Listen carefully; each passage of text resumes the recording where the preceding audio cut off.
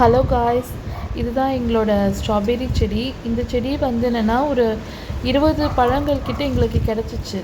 அதுக்கப்புறம் ஒரு குட்டி பையன் வந்து அதை அப்படியே பறித்து விட்டுட்டான்.